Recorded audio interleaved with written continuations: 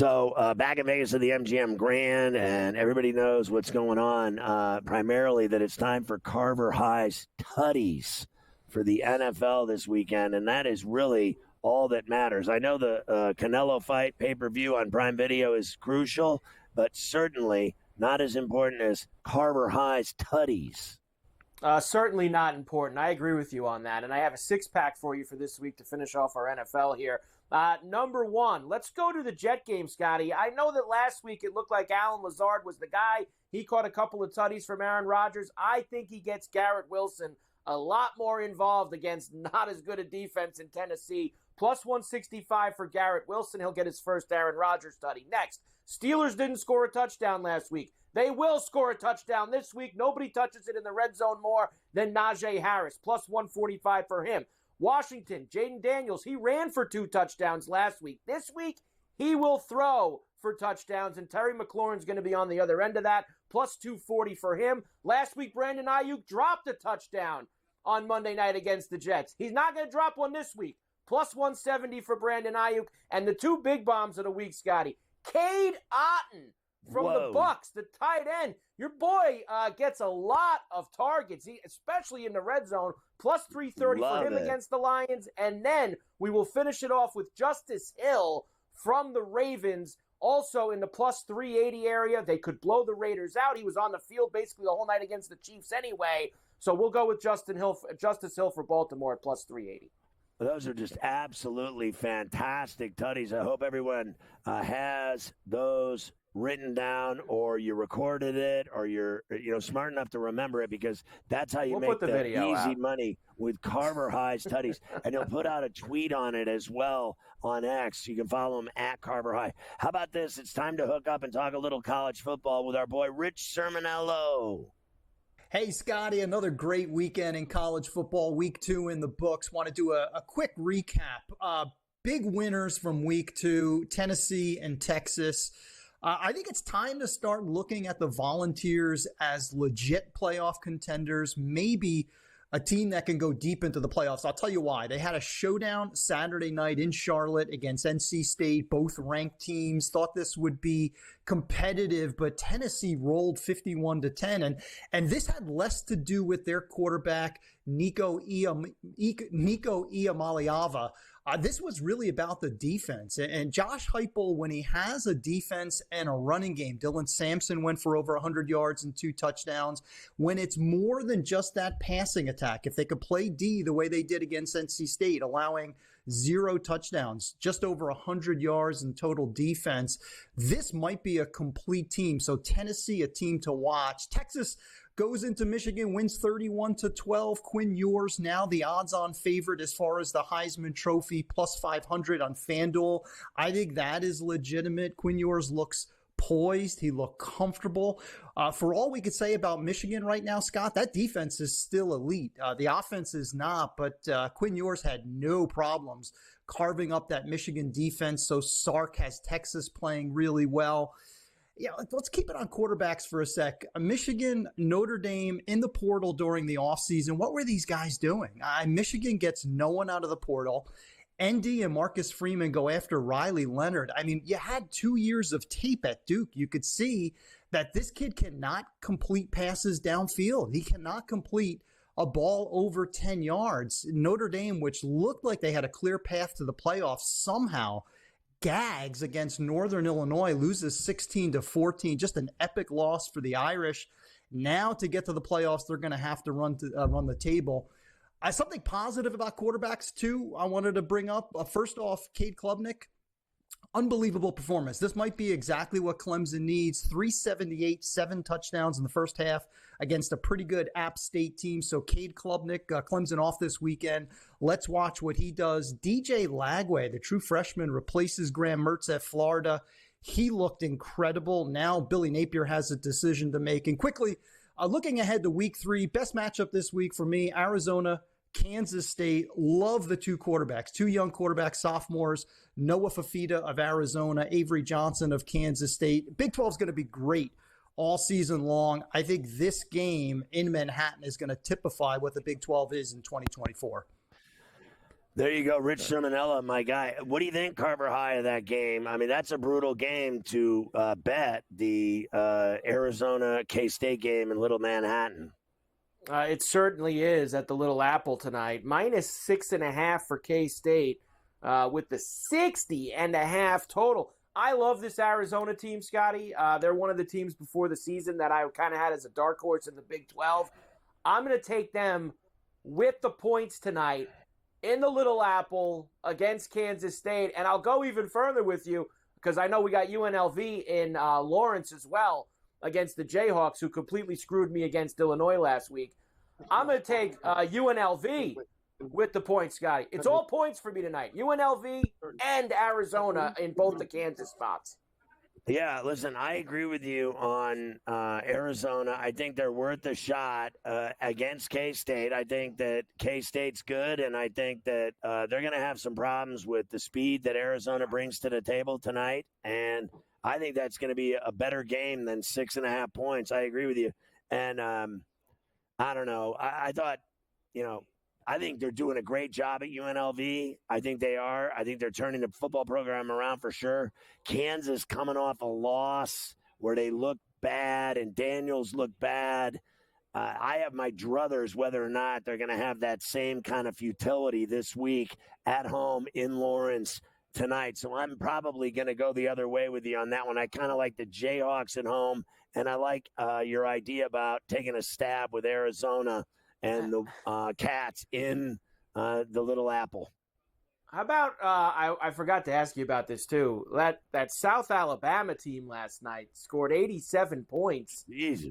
With Major Applewhite, who's the coach, 87-10. They won that game against Northwestern State. Nice effort there. And the other game was a hell of a game. I know that you had the NFL on, which wasn't too good in the second half, but Arizona State beat Texas State 31-28. And that was a fun one, Scotty. Back and forth in Arizona State. Give him credit, that Dillingham. He's got them 3-0 now. I didn't think they'd win last night. I think they won 3 games each of the last 2 years. And now he's already out to a 3-0 start this year. So nice job. Well, they got a couple of picks late, and I thought they really rattled the Bobcats quarterback. He was throwing bad passes late in the game. If you had it at an over 58.5, which is where it landed, you were golden. But if you had bet it earlier in the day, it was 60, and then it was 59.5, went down to 58.5, and then sure enough, it landed at 59. So a lot of people got burned on the game, and Texas State had the ball 2-3 times in the last 6 minutes, and every time they had it, the guy threw a pick, and he threw 2 picks in the last 6 minutes, and that was all she wrote. And Arizona State just let the clock die out. They got down to like the 2-yard line, and then the clock ran out, and everybody lost their money. So that was kind of frustrating. I'm not buying either of those teams, frankly. I thought Texas State looked terrible, and I'm not fooled by the score. And I won't deny you're right about Arizona State. Look, they're winning a couple of games here and there. But look at who they're playing. So, I don't think it matters. The other game, the craziest thing ever about that other game is 87 points by South Bama, but they voided all the tickets on the game because they stopped the game. I have never seen that before in my life. Now, listen, I had a lot of people that bet that game, and they ripped up all the tickets. So thank God, because it was a beating like no other. I don't know the last time I saw a team score 87 points. That was a tough scene. Later, we've got to go through all the big games for Saturday. We got a lot of them, man. Wisconsin and Alabama. We've got the Oregon State, Washington State. Those rivalries are earlier in the year this year. We have a lot of games to get to. Notre Dame's at Purdue, et cetera, et cetera.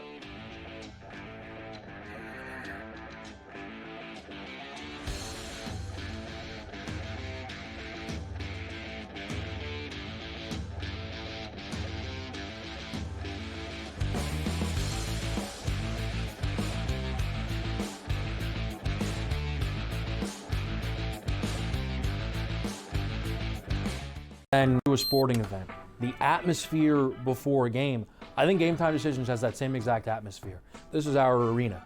This is what we do. There is going to be an energy to game time decisions that you will feel night in and night out. The excitement you get when you lock your bets in, when you're figuring out what you want to do, we can zone in on the biggest games each night. I want this to be the place that people come to before the games start so they feel as ready as possible to lock in their cards. We are going to hit every single one of those markets that you need to know about. We're gonna go through every single thing, and I've got a great team behind me that's gonna help me get the job done. There is not gonna be a better place, I promise you, than Game Time Decisions to get that new information, react to it, and be able to then bet accordingly. We will have everything at our disposal, and we will use that to our advantage. I'm Kevin Walsh. Tune into Game Time Decisions from 6 to 8 p.m. Eastern on SportsGrid.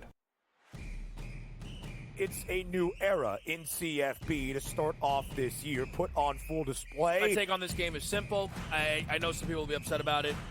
Good riddance to the Pac-12. Can you do it in terms of the week to week to week?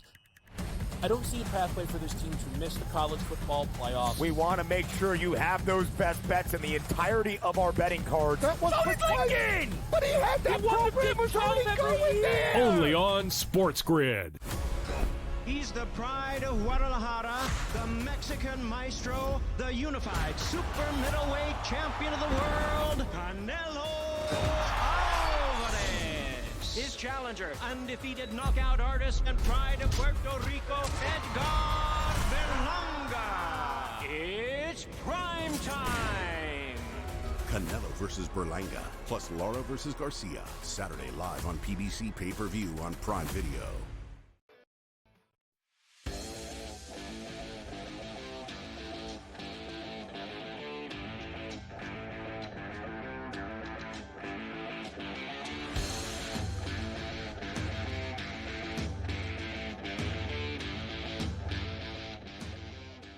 Well, I got to tell you, later we're going to talk to the always classy Jimmy Lennon, but the always ready to serve with the skinny on injuries is the legend of Dr. Zhivago.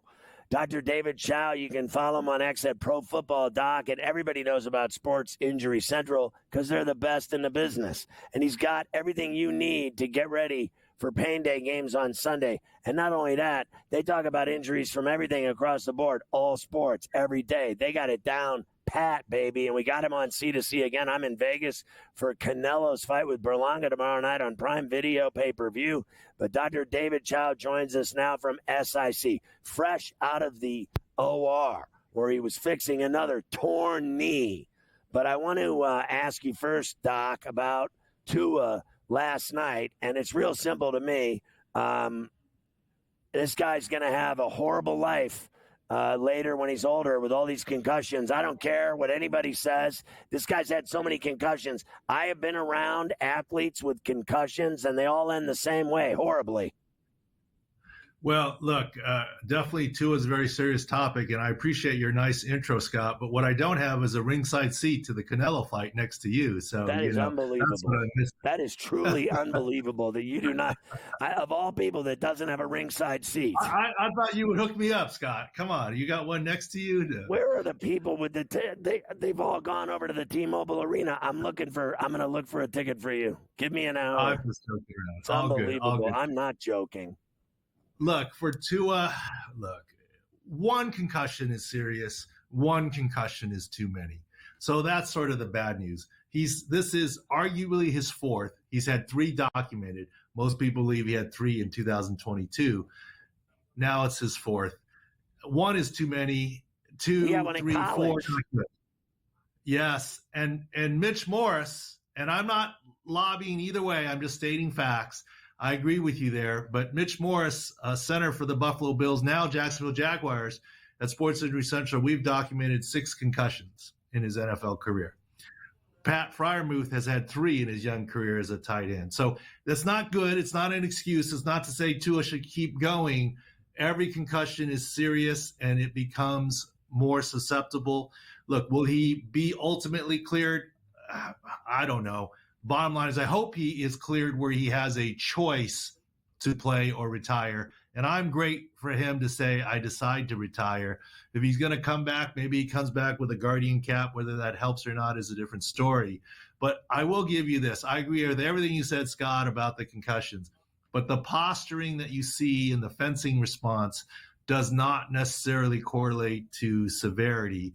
The safest thing for Tua to do is, of course, stop playing the collision sport of football. But you could argue that's the same with his other 52 teammates. Let's let him clear from the symptoms. Hopefully it's quickly, and then he and his family can make an informed decision as to what he does or doesn't want to do next and what's safe or not safe. I'm glad the Dolphins ruled him this week already. No one's rushing him back.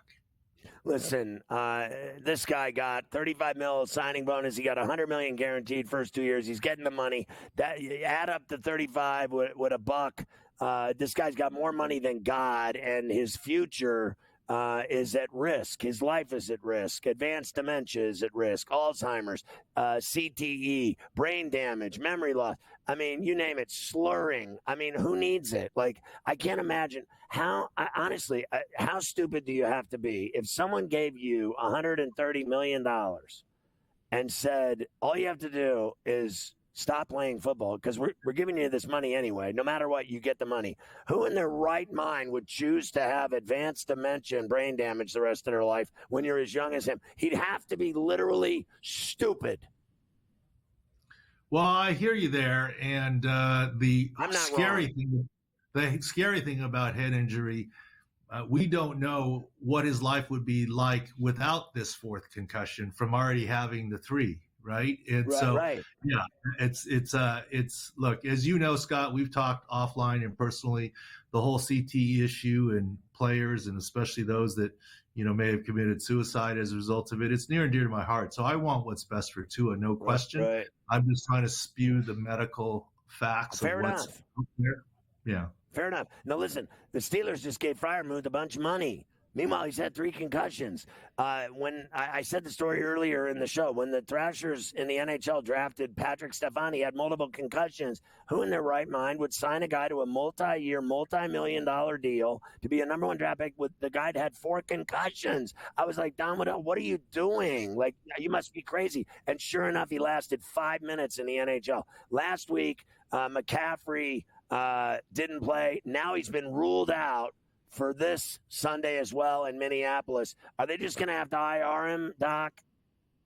I don't know. I mean, it depends on how long they want him out for. But really what it comes down to this, it all changed when it went from calf muscle to Achilles tendonitis. And here's what the worry is. If this were a playoff game or something, he probably would play. And he's been saying that. But you can't take the risk of rupture. Even if the risk of rupture for an Achilles tendon after Achilles tendonitis is 1%. That's still about 100-fold higher than it would be without the tendonitis. And so I think the 49ers are doing the right thing, and their medical staff is doing the right thing. John Lynch, Kyle Shanahan doing the right thing by CMC. They want him later this year, so get him right and take away that very small risk of Achilles tendon rupture. Real quick, what are the Packers doing with Love? It's like LaFleur's playing games with the media. Like, you're not serious they're going to play this guy. Well, when it happened, everyone was worried about season ending, the shift in the kneecap. We said, we don't think it's that bad, and we don't think he's going to hit IR. I think it's pretty clear right now. I guess he still could hit IR, but they've listed him as questionable. No one thinks he's going to play this week. But if he has any chance of playing before week 6, which I think he does, I would target maybe week 4, division rival Minnesota Vikings. They're not going to put him on IR, and he doesn't need surgery, lead leg brace, and try and get him back. And part of it is he's so valuable. Malik Wilson just got there, barely had a cup of coffee. Real quick, I got 15 seconds. What is the deal with Hollywood Brown? He thought he was going to play. Now he's IR. Yeah, and if it's a surgical procedure with incision and reconstruction, he's done for the season. If it's a procedure to put it back, maybe he could come back midway through the year. All right, Doc, have a fantastic weekend. Thanks for hooking up with us today from Vegas.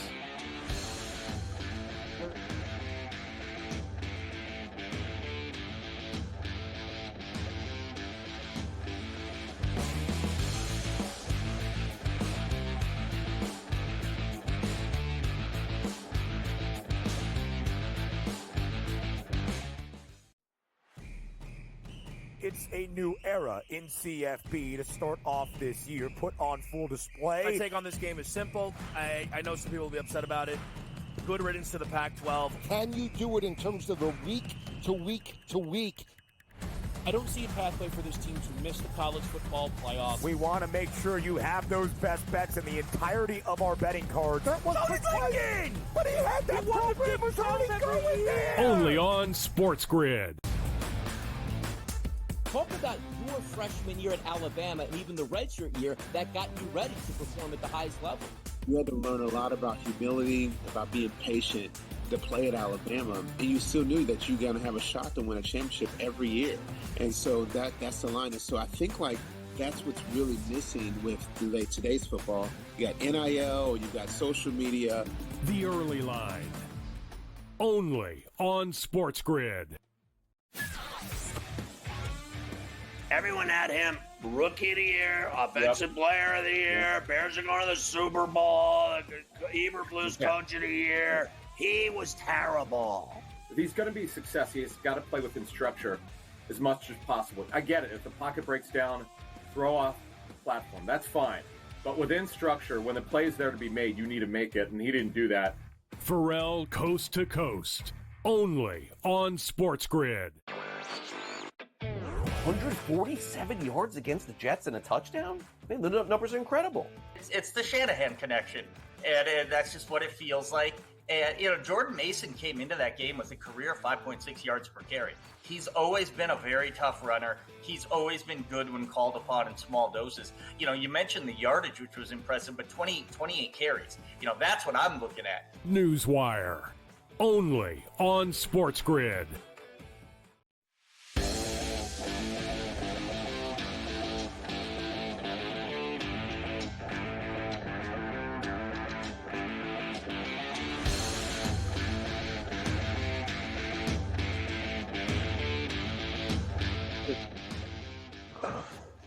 Carver High, unbelievable development here. They just rolled out an entire tray of the most gigantic cookies you've ever seen in your life. And I believe there's also liquids and bags of chips over there. This is a huge step up in where we were an hour ago. There has been an unbelievable surge in excitement in the Boxing Media Center with the rollout of the giant cookies. Yeah, so basically, if you went to the weigh-in, you got hooked up with the box lunch and the cardboard. All right, so I'm just going to talk because I'm not getting Mike at all. So I just want to tell you the size of the cookie that I just tried to eat before I came on the air. It was literally the size of my head. And getting back to post Dr. Zhivago, we're going to start talking, I believe, Carver High, about college football games. Is that about right? Sounds good to me. You got me now? You got me? I do. Good to go? Yes, sir. All right. Yes, well, sir. First I'm going to say this to you because you didn't hear me say it. The box lunch, crack crab, and lobster crew who got all the nice lunch over at the weigh-in, at least they don't get the cookies and the sodas and the chips that you're going to get now. So at least you got hooked up with the better side of the deal, I think, when you get down to it at the end of the day. All right, big college football Saturday. Let's get some of them in now, and then we'll do the rest before we get out of here. The early games, Alabama heading north, Scotty, up to Madtown to see Wisconsin. This is a noon East kickoff on Saturday, minus 16.5 for Bama at this point. What else do we have? LSU, they are a road favorite into South Carolina to see them. Boston College at Missouri, heavy number here, minus 15.5 in Columbia. Oregon laying 16.5. They're splashing around with the Beavers in Corvallis here, Scotty, this week. And Notre Dame, off the embarrassing loss at home to Northern Illinois, heads to West Lafayette to see the Boilermakers tomorrow. All right, so if I could, obviously I can't see that board at this point, but I'm going to say this. Look, some of those numbers, now it's really hard for me to see it. I'll be honest with you. So I'm going to throw this your way. I remember you said that, there it is. So Bama is 16.5. I think it's too many points. I think Alabama wins that game at Camp Randall, but, I mean, they struggled with South Florida in Tuscaloosa. They ran away from them late, but they were literally in a problem in that game. The game that I think stands out to me on the board is this first rack is LSU. I think they go to Columbia and put a beating on the Gamecocks. I really do. I think Missouri will hand O'Brien his first loss at BC. I like the Tigers and Cook and that offense in Columbia to handle their business against Boston College. And then the Oregon State game. I don't see what that number is, Mike. If you know it, it's 16.5. I think that's too juicy for me as well. Oregon has barely covered or barely won. They haven't covered in either game that they played. They barely won the games. And they're playing crappy teams and they're barely winning. I think Oregon State will cover the number and give them a problem. And I don't see what the last game was on that rack. Notre Dame and Purdue was the last game. Yeah, I got to tell you, I want no part of Notre Dame. I'm not, because this could be either. 1 week they win in Kyle Field, and then the next week they lose at home to Northern Illinois, and I had NIU in 27.5. I don't want any part of this game with Purdue because I think Purdue stinks. Notre Dame should win that game down there by 10 at Ross-Ade Stadium, any way you slice it. If Notre Dame doesn't bounce back from that pathetic performance at Notre Dame Stadium against the Huskies, then their whole season is doomed. I like the Irish to get it done, but I really don't have any interest in betting that game because I don't trust them. I'm with you. I'm not betting anything on the Irish this week. I'm with you on LSU. I think that's going to be a smash job for Brian Kelly and the crew on the road there. I think they're going to take care of business.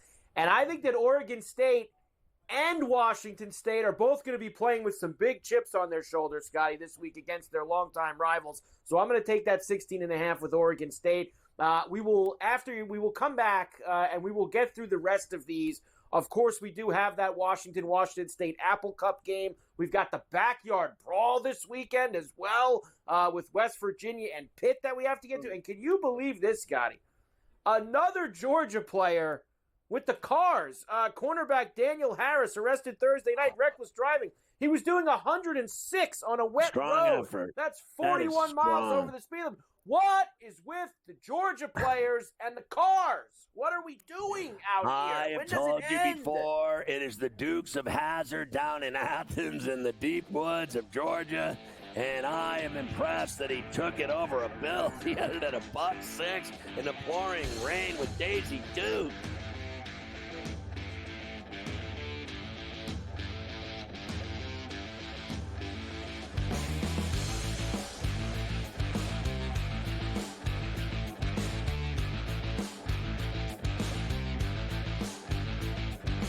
Be an energy to game time decisions that you will feel night in and night out. We're going to go through every single thing, and I've got a great team behind me that's going to help me get the job done. I want this to be the place that people come to. We are going to hit every single one of those markets that you need to know about. There is not going to be a better place, I promise you, than Game Time Decisions. We will have everything at our disposal, and we will use that to our advantage. I'm Kevin Walsh. Tune into Game Time Decisions from 6 to 8 p.m. Eastern on SportsGrid. You know what? What can one of these quarterbacks or wide receivers do for me this year to make a wager? It's got to be the running conditions there for Jaden Daniels. In regards to Jaden Daniels, you know I was on him in regards to the Heisman Trophy. I actually think he's going to do it on the ground, through the air, 40 touchdowns, 4 interceptions, playing in Cliff Kingsbury's offense where he wants to spread it and throw it. I think he's going to put up dynamic numbers. Pro Football Today, only on SportsGrid. The only streaming sports betting network. Tips, info, and insights to up your IQ. It's smarter to be on SportsGrid. New to the Live Golf Plus app. Watch Live Golf any way you want it. Follow any group. Replay any shot.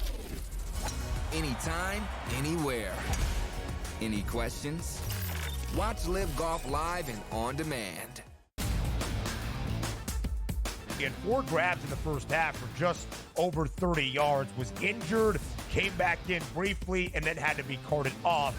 We were pessimistic on Puka Nakua's injury to that same right knee, of that being a nothing, just a bursa, and that's it, as per Sean McVay. We felt there could be a small PCL component. The Early Line, only on SportsGrid.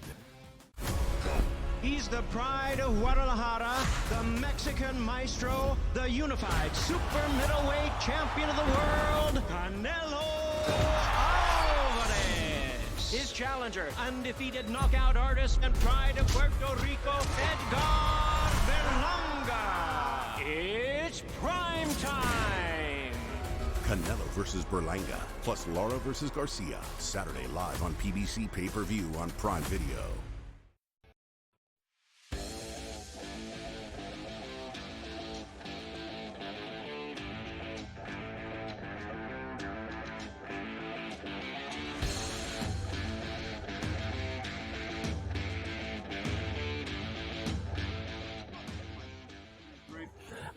All right, so we're back in Vegas getting ready for Canelo and Berlanga tomorrow night at the T-Mobile Arena on pay-per-view, on Prime Video. Order the fights. We've been talking about it nonstop for 2 days, but we had to take a break from all of that. And look who it is, the always classy Jimmy Lennon. Are you kidding me? Are we having a problem here? Like, I'm just saying, I got to just be honest about it. Like, I'm looking at the monitor, and they're showing me, and Jimmy just said to me while he sat down, you did say that I looked horrible today, eating cookies with cookie chocolate all over my face. I feel for you. I feel for you tonight. That's why. But you're looking okay. My man. All right, at least we got you on there now. So, thank God. Mafia, I'm just being honest. It's having some kind of a problem on the screen here, and it's driving me nuts. All right, so anyway, Jimmy, I want to talk to you about your brilliant career. First of all, you're obviously you followed in your father's footsteps. How great is it when you think back at what your dad did and what you've been doing now for almost 3 decades, calling fights and being in the ring and announcing all these great cards. I have seen you at fights now for 30 years. I've been coming for 35 years doing fights. I did it with HBO. I did it with Showtime. I did it with the PBC. I've done it with everything. And Bruce Binkow, you name it, it goes down the list. What is it like for you to follow in your dad's footsteps and still be doing this? It's got to be a kicker. It sure is a kicker, and I know we have something in common with that you followed in your father's footsteps, and I did too. I never intended to.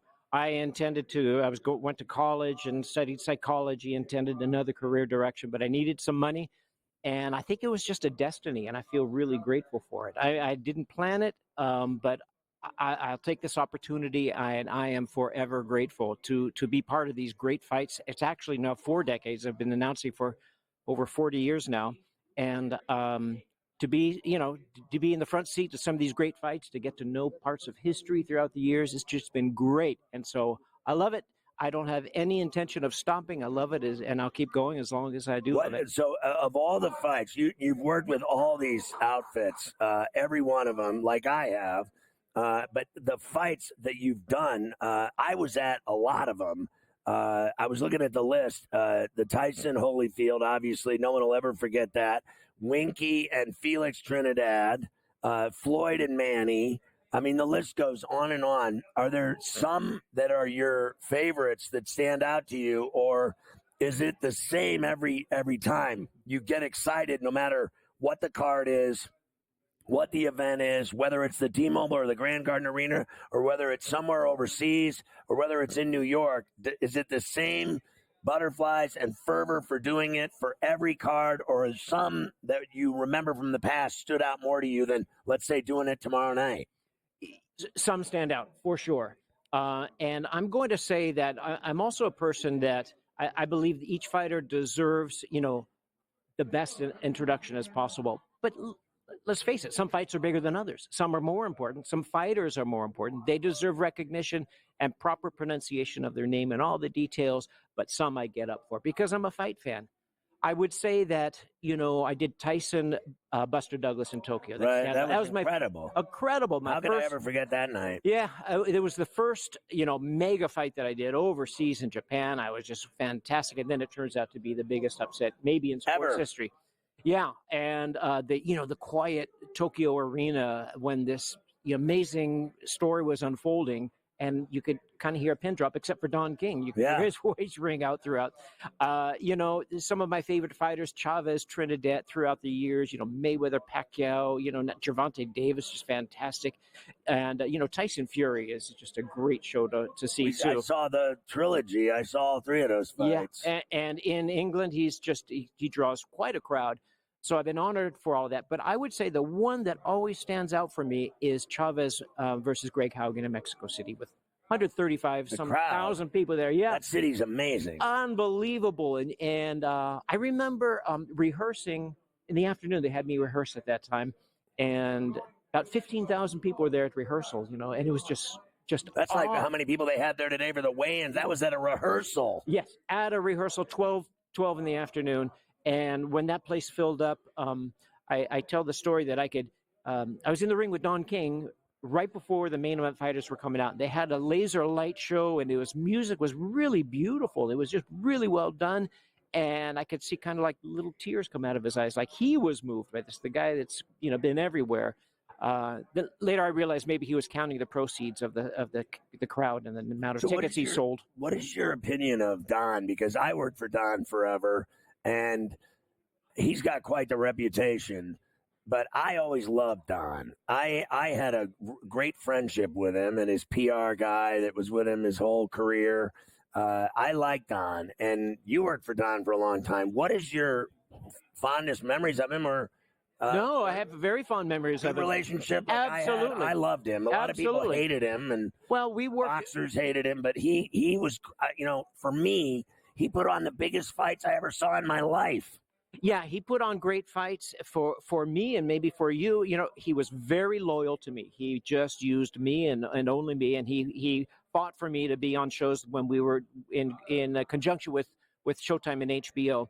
I never left a fight without the check in my back pocket, and he was just good to me. I didn't get that close to him. I didn't want to be a hanger-on because when fight nights came, that suddenly tons of people would come out of the woodwork and hang around Don King and be in the room. Absolutely. And I'd never wanted to be part of that. I was just working professionally for him, and he was very good. And he's maybe the smartest man I've ever met. Yeah, I got to tell you, he was a character, and he did my show 5 million times. He did it in New York at my studio 5 million times whenever he showed up. It was quite a scene. I have to ask you, I really like Saul. And I think that he's a great kid and a great guy, and he's grown into a man, and he's got a big family. He's an incredible pound-for-pound king. I think Alvarez is unbelievable. I had him on the show yesterday. I've really enjoyed and been honored to watch his career and his fights.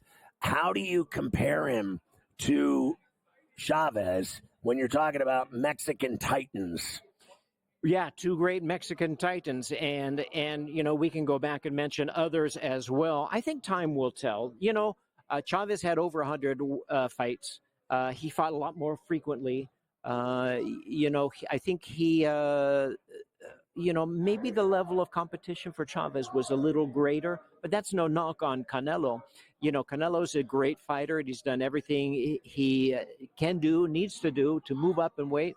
He's smart defensively, offensively. He's got everything, and he's got a good management team behind him, and he's making a lot more money than Chavez. Yeah, I know he is. But I tell you, he's a great fighter. I think time will tell. That we always have to look back and evaluate a fighter's career after we look at the whole span and the breadth of what they accomplished. I think these, and respectfully, I got a minute.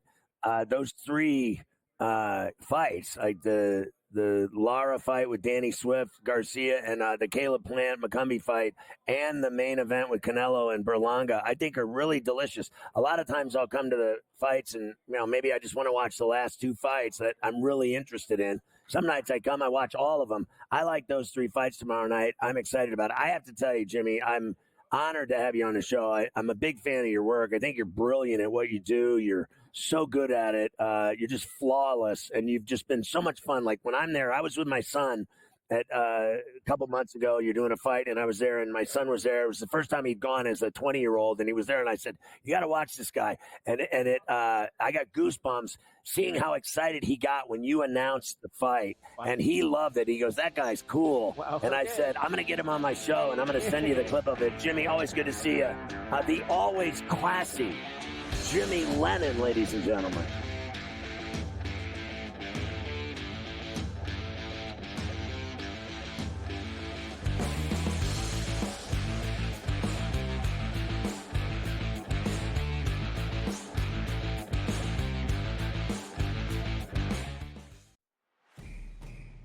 it's a new era in CFB to start off this year, put on full display. My take on this game is simple. I know some people will be upset about it. Good riddance to the Pac-12. Can you do it in terms of a week to week to week?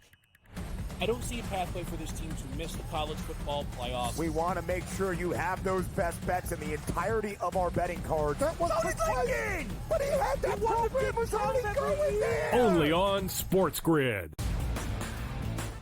Talk about your freshman year at Alabama and even the redshirt year that got you ready to perform at the highest level. You had to learn a lot about humility, about being patient to play at Alabama. And you still knew that you're going to have a shot to win a championship every year. And so that's the line. And so I think that's what's really missing with today's football. You got NIL, you got social media. The Early Line. Only on SportsGrid. Everyone had him Rookie of the Year, Offensive Player of the Year. Bears are going to the Super Bowl. Eberflus Coach of the Year. He was terrible. If he's going to be success, he's got to play within structure as much as possible. I get it. If the pocket breaks down, throw off the platform. That's fine. But within structure, when the play is there to be made, you need to make it, and he didn't do that. Ferrall Coast to Coast. Only on SportsGrid. 147 yards against the Jets and a touchdown? I mean, the numbers are incredible. It's the Shanahan connection, and that's just what it feels like. And, Jordan Mason came into that game with a career 5.6 yards per carry. He's always been a very tough runner. He's always been good when called upon in small doses. You mentioned the yardage, which was impressive, but 28 carries. That's what I'm looking at. Newswire. Only on SportsGrid.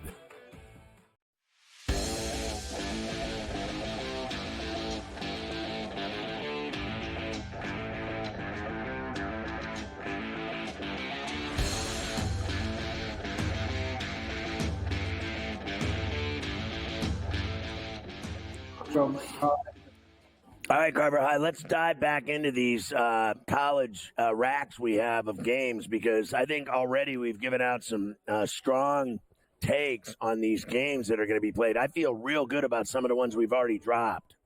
All right, here's the next set that I've got for you here. Of course, we do have the Backyard Brawl this weekend. West Virginia and Pitt getting together. That's on my next set of games for you. Texas A&M and Florida as well. Washington State and Washington. Apple Cup, of course, now being played earlier in the year. 5.5 now for the Huskies. You've got Ole Miss going to Wake Forest with a very healthy number of 20.5. And Georgia visits Kentucky laying 22 and a hook. Yeah, look, if we can put that rack back up so I can look at those spreads, I got to see the odds. All right, so A&M I like at the Swamp, believe it or not, laying the 3.5. The young kid, I think, is going to be under a lot of pressure with that A&M defense. I mean, the Gators could get it done, fair enough, but I'm going to take a swing with Elko and A&M on the road. I've already seen Miami kick Florida's teeth in. I like the Washington State spread with Washington. I think that game in Seattle is going to be a great game. It always is. I think it's a 3-point game. I don't think, Washington, their whole team's gone to the NFL. I do not believe that they're going to blow out Washington State. Washington State and Oregon State have impressed me, standing tall, holding up the Pac-12. Now they got these 4 new teams. They got 6 teams. They need 2 more. I think the conference is going to make a nice comeback in the next couple of years. In 26, 27, I expect them to be back breathing. I like Pitt in the number in the Steel City against West Virginia. I already saw Penn State kick West Virginia's ass. I like Pitt. They had a comeback win. Give me the Panthers and Narduzzi. Narduzzi gets it done at home. Ole Miss and Wake. Ole Miss will win at Wake. Jackson Dart will whack Wake Forest in Winston-Salem. No problem there. And I think Georgia goes to Lexington, and I think they bury Kentucky. I don't believe Kentucky can hang with the Georgia Bulldogs. And frankly, we have talked so much about Georgia football players getting popped for speeding. I just don't even care anymore. I don't care anymore who speeds in hillbilly Athens, Georgia. Honestly, every and you can quote me on this, every redneck in the world down in Georgia speeds and drives 120 miles an hour, and they want to see if the long arm of the law can catch them. So whatever. All those football players can keep partying for all I care because they win every game they play by 40. They certainly do. All right, next, we talked a little bit of it the other day about Indiana. They are heading to the West Coast. First time in Big Ten play. They're going to UCLA, Pasadena, to see the Bruins. And the Hoosiers are now -3.5, Scotty. Colorado and Colorado State getting together in Fort Collins, -7.5 for the Buffaloes. TCU, 1.5-point home favorite over UCF. Cal, who's gotten off to a good start, a win at Auburn last week, taking on the Aztecs, laying a very, very healthy number, 19.5. Well, I think that's because they saw Oregon State whack San Diego State at Snapdragon. My son was at the game. It was embarrassing. They lost 21-0 to the Beavs. I think Cal can do the same thing to the Aztecs this week in Berkeley. I like TCU in Fort Worth to get it done and cover against UCF. Colorado State, I'm scared to death of. They still have their quarterback. I don't know. I think Colorado is better than Colorado State. We've already seen Colorado State just get impaled by 52 points this year. They don't look good to me at all, Mike. And I'm with you. Earlier in the week, you brought up the Hoosiers. Take the Hoosiers and Cignetti and their performance in the Rose Bowl. Remember, I could be wrong. I could be wrong about this. I think the last time Indiana played in the Rose Bowl was 1967. And that's how long it's been since they've been to Pasadena. That might be a little overwhelming for them, but I do not believe Deshaun Foster's Bruins are good at all.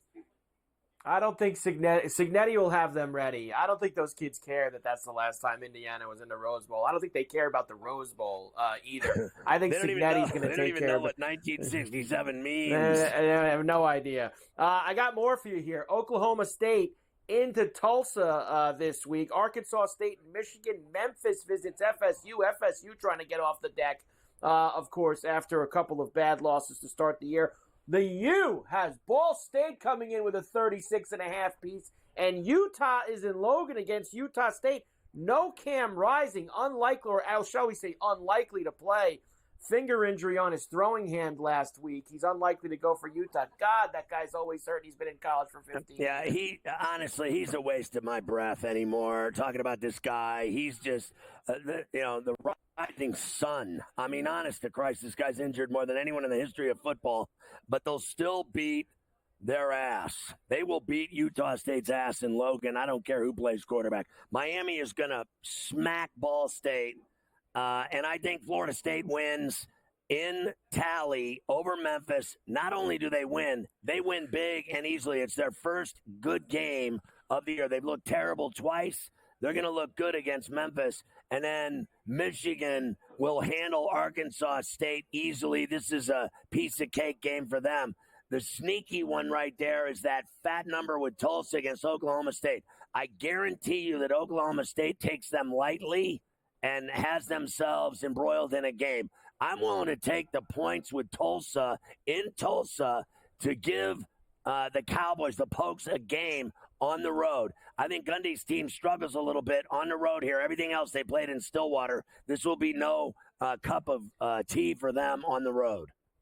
All right, this is the last one that I got. These are some big numbers. Texas 35 against UTSA this week. Air Force and Baylor, a big number down in Waco. Kent State and Tennessee, look at that number, 49.5. Are you kidding me? And then BYU and Wyoming late night in Laramie.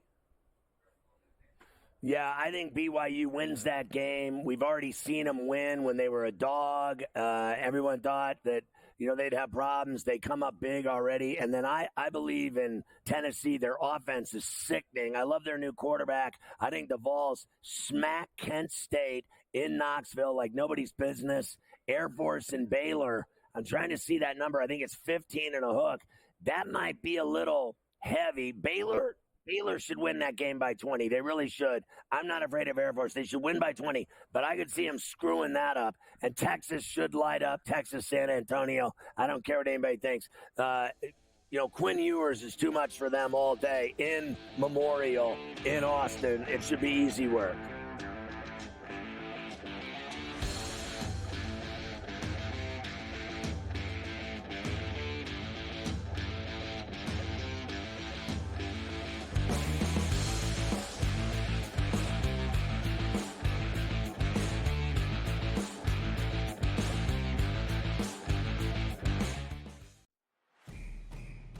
it's a new era in CFB to start off this year, put on full display. My take on this game is simple. I know some people will be upset about it. Good riddance to the Pac-12. Can you do it in terms of the week to week to week? I don't see a pathway for this team to miss the college football playoffs. We want to make sure you have those best bets in the entirety of our betting cards. That was Lincoln! But he had that program was already going there! Only on SportsGrid. Talk about your freshman year at Alabama and even the redshirt year that got you ready to perform at the highest level. You had to learn a lot about humility, about being patient to play at Alabama. And you still knew that you're going to have a shot to win a championship every year. And so that's the line. And so I think that's what's really missing with today's football. You got NIL, you got social media. The Early Line. Only on SportsGrid. Everyone had him rookie of the year, offensive player of the year. Bears are going to the Super Bowl. Eberflus coach of the year. He was terrible. If he's going to be success, he's got to play within structure as much as possible. I get it. If the pocket breaks down, throw off the platform. That's fine. But within structure, when the play is there to be made, you need to make it, and he didn't do that. Ferrall Coast to Coast. Only on SportsGrid. 147 yards against the Jets and a touchdown? I mean, the numbers are incredible. It's the Shanahan connection, and that's just what it feels like. And, Jordan Mason came into that game with a career 5.6 yards per carry. He's always been a very tough runner. He's always been good when called upon in small doses. You mentioned the yardage, which was impressive, but 28 carries.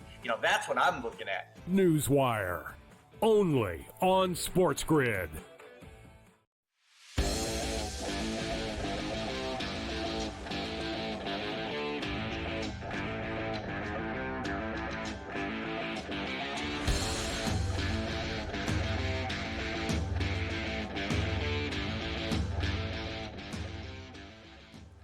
Yeah, I saw Willie's, what was it, third grade, first day at school? I saw that photo. I gave him some love. Willie, he's like Joe Willie Namath. My man Willie styling at the Carver High household. One other note, Carver High, I wanted to mention. You just said to me that Aaron Judge has not hit a home run in 16 games because he went on a kids show. What is happening here? He was on Rubble and Crew, so I watched it with Little Willie. Rubble and Crew is one of his favorite shows. So Aaron Judge was like the guest on Rubble and Crew. Obviously, it was a cartoon of him. I guess they got a little bit of his voice thing. So Rubble and Crew is like a spinoff of Paw Patrol. So they build him a bat, they build him a baseball stadium. He's hitting home runs. It's great. Problem is, he hasn't hit a real homer since he was on the show. Show premiered like August 30th or something like that.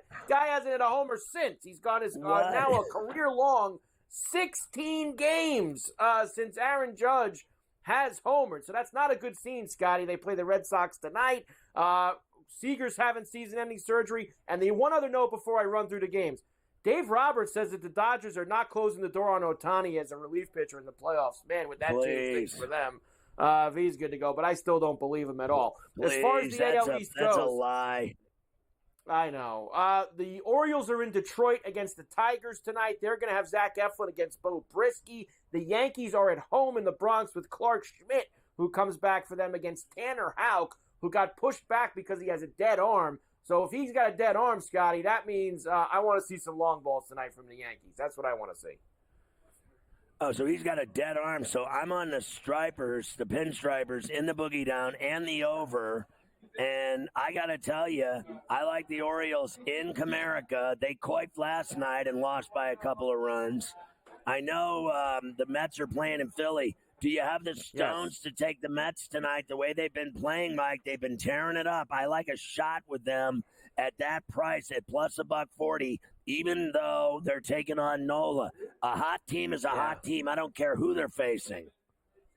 I agree with you. I like the way the Mets are growing right now. My only concern is Quintana tonight against them because Quintana tends to give up a lot of long balls, and you have the Phillies in town, which means you might give up some. On the other side of the coin, the Braves have the Dodgers in Atlanta as far as following that NL wildcard, Scotty. Landon Knack and Spencer Schwellenbach going tonight, and that's a pick 'em at minus 110 both ways. Arizona has Milwaukee at home late night as well in that NL wildcard race, which is Eduardo Rodriguez and Freddie Peralta tonight. Yeah, the Braves keep stubbing their toe. I like the Dodgers there, and you told me about this other one, Milwaukee, Arizona. I like the Snakes at home with Rodriguez over Peralta. That's going to be a hell of a series in the desert without a doubt. How about DeGrom pitching tonight for the first time since Tommy John? He's pitching for Texas. I doubted Rocker last night, but he pitched well. Maybe I'll take DeGrom just for the hell of it. And I always love Logan Webb when he pitches at Oracle. I like him to upset Cease and the Padres tonight in San Francisco. Yeah, that one right now, Padres minus $120, even money for Logan Webb, and a 6.5. Logan Webb has been excellent this year, Scotty, of course, with his 3.4 ERA. So Cease and Webb, a very good pitching matchup that you have there. The Buccos have the Royals at PNC. If you're interested in that, A's are in Chicago with the White Sox. Yes. How about this one? The Cubs are going into the black hole. Yeah. Teams that go into the black hole first game of the series, they lose. Give me the Rockies tonight in the black hole at course. Every team, no matter how good they are, first place, whatever, they go in there, they lose the first game every time they go in there. It must be something in the air, the water, the noodles, the tennis balls. I don't know what it is. I'll take the Rockies tonight at home. And the Pirates, who did you say they're playing? The Royals. Pirates and Royals at PNC. Marsh and Ortiz. Oh, God. The Royals are going to beat the snot out of the Pirates tonight in Pittsburgh. Beat them like a redheaded stepchild. They're going to beat them like a rented mule, like Mike Lang used to say. We are, there you go. You got it all in. You got the NFL, the college football, and the baseball pretty much. You got like 30 seconds to say your goodbyes and your thank yous. That's all you have out there in Vegas. Well, there you go. Great job by everybody. Vinny today. Thank you, Vinny Bruschetta, Mike Cardano, of course, Del Frisco's Grill, John Grill, Mafia, Brian Ciano. Great job. Carver High. Great job Thursday and Friday doing the shows. My thanks to PBC. My thanks to Al Heyman, Bruce Binkow. My thanks to the MGM Grand in Las Vegas, T-Mobile Arena, everyone that helped us put on this show. It's been fabulous.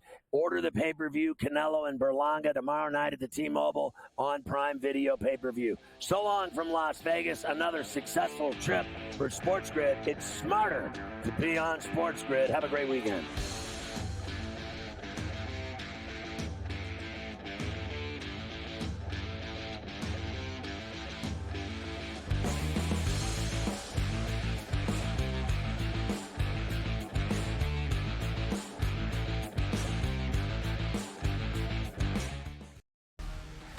You know what? What can one of these quarterbacks or wide receivers do for me this year to make a wager?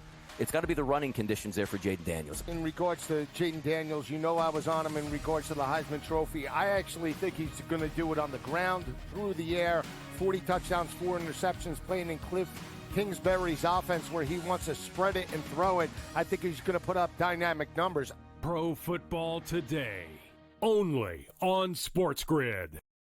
The sharpest football contest show in the land, the Las Vegas Football Contest Show, focuses on Circus Sports Million, Circus Survivor, and the Westgate Super Contest, handicapping the games and releasing our contest picks every week of the season. With 2 former Super Contest winners, Brady Cannon and James Salinas, a former NFL player, Mike Pritchard, and over $1 million in contest prize money won combined, the Las Vegas Football Contest Show will have you prepared this season like none other. There is going to be an energy to game time decisions that you will feel night in and night out. We're going to go through every single thing, and I've got a great team behind me that's going to help me get the job done. I want this to be the place that people come to. We are going to hit every single one of those markets that you need to know about. There is not going to be a better place, I promise you, than Game Time Decisions. We will have everything at our disposal, and we will use that to our advantage. I'm Kevin Walsh. Tune into Game Time Decisions from 6 to 8 p.m. Eastern on SportsGrid. Talk about your freshman year at Alabama and even the redshirt year that got you ready to perform at the highest level. You had to learn a lot about humility, about being patient to play at Alabama, and you still knew that you're going to have a shot to win a championship every year. And so that's the line. And so I think that's what's really missing with today's football. You got NIL, you got social media. The Early Line, only on Sports.